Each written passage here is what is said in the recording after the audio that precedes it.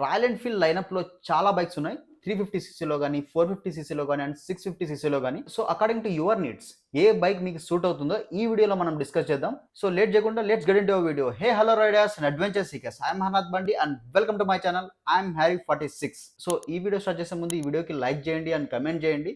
ఈ వీడియోకి ఇంకా కొంచెం రీచ్ వస్తది అండ్ ఫ్యూచర్‌లో నేను ఇంకా మంచి వీడియోస్ చేయడానికి కొంచెం నాకు బూస్టప్ లాగా ఉంటది. నా ఛానల్ నచ్చితే సబ్స్క్రైబ్ కూడా చేసుకోండి. Don't forget. So, first of all 350 సీసీలో 4 బైక్స్ అయితే వస్తాయి.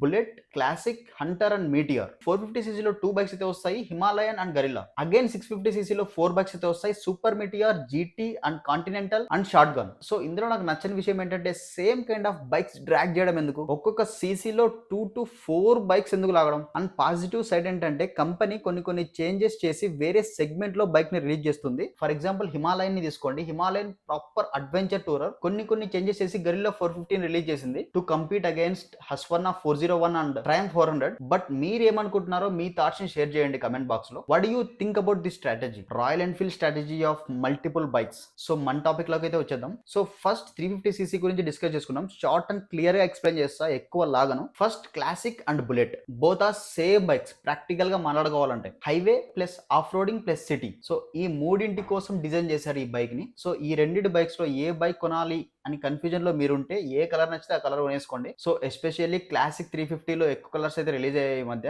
కస్టమైజ్ చేయించుకొని మరీ కలర్స్ తీసుకోవచ్చు. So go for Classic 350. That's it. And next Meteor గురించి మాట్లాడుకుంటే మీరు ఎక్కువగా హైవే రైడ్స్ చేస్తుంటే గో ఫర్ ఇట్. చాలా కంఫర్టబుల్ గా ఉంటది. ఎందుకంటే సెంటర్ ఆఫ్ గ్రావిటీ మిడిల్ లో ఉంటది కాబట్టి. హైవే రైడ్స్ అని ఎందుకు అంటున్నానంటే ఆఫ్ రోడింగ్ ఎందుకు అనట్లేదంటే when you compare to Bullet or Classic 350 suspension కొంచెం స్టిఫ్ గా ఉంటది మీటిఆర్ 350లో. సో నెక్స్ట్ వచ్చేసి Hunter 350. If you want a feeling of GT 650 and you are not sure about spending 4 lakhs rupees, go for this bike. And you can customize it as well and retro classic look. Kind of a modern crossover and lightweight bike in Royal Enfield. And now coming to 450cc category. ఇందులో 2 bikes అయితే ఉన్నాయి. Himalayan and గరిల్లా. Simple గా చెప్తా, మీరు ఒకవేళ mostly touring కోసమే అయితే మీకు సెకండరీ బైక్ అవైలబుల్ గా ఉంటే కైండ్ ఆఫ్ స్కూటీ కానీ లేకపోతే సెకండరీ బైక్ ఏదైనా అవైలబుల్ గా ఉంటే గో ఫర్ హిమాలయన్ 450. లేదా మీరు సిటీస్ లో తిరగాలి, వీకెండ్ రైడ్స్ కి మాత్రమే వెళ్తాము, మేము చాలా రేర్ గా వెళ్తాము లాంగ్ రైడ్స్ కి అనుకుంటే, and if you need powerful peppy engine, so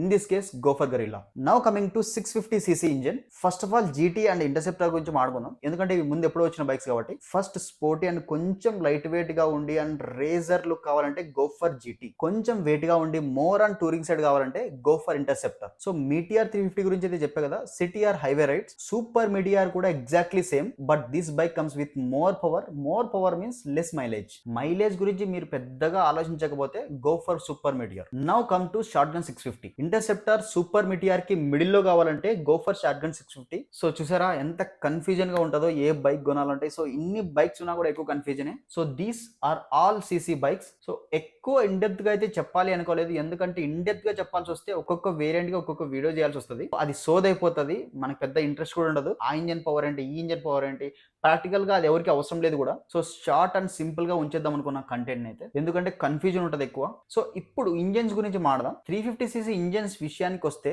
చాలా రిఫైన్డ్ ఇంజన్స్ ఉంటాయి. 80, 90, 95, 100 వరకు you can cruise whole day, ఎలాంటి వైబ్రేషన్స్ ఉండవు. But if you cross over 100, 110 you can feel some vibrations. And 452 లో కూడా అంతే, 100 క్రాస్ అయిన తర్వాత వైబ్రేషన్స్ వస్తున్నాయి. హిమాలయన్ గరిల్లా రెండు రైడ్ చేసిన 100+, 110+ తర్వాత వైబ్రేషన్స్ అయితే ఉన్నాయి. బట్ ఇంజన్ మాత్రం very refined, smooth and very qualitative. Mileage విషయం గురించి మాట్లాడుకుంటే 350cc ఏ బైక్ నైనా తీసుకోండి 30 to 35 ఇస్తుంది. మీరు సిటీలో రైడ్ చేస్తే అప్రాక్సిమేట్లీ 30 వస్తుంది. మీరు హైవేలో కొంచెం పద్ధతిగా రైడ్ చేస్తే 35 వరకు కూడా లాగుతుంది. అండ్ కమెంట్స్ లో చాలా మంది నా బైక్ 40 ఇస్తుంది అని చెప్పి కమెంట్ చేసినారు. Very lucky. అండ్ 450 విషయానికి వస్తే 20 to 25 ఎక్కువ ఎక్స్పెక్ట్ చేయదండి. ఇంకా పద్ధతిగా రైడ్ చేస్తే 27, అంతకు మించి అస్సలు ఎక్స్పెక్ట్ చేయద్దండి.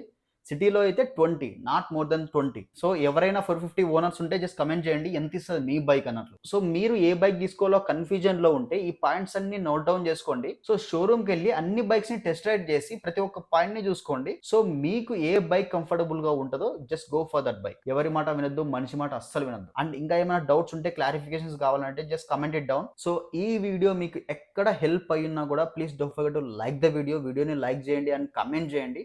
అండ్ నా ఛానల్ నచ్చితే సబ్స్క్రైబ్ చేయడం మాత్రం మర్చిపోకండి. Keep smiling, keep travelling, keep exploring. By by.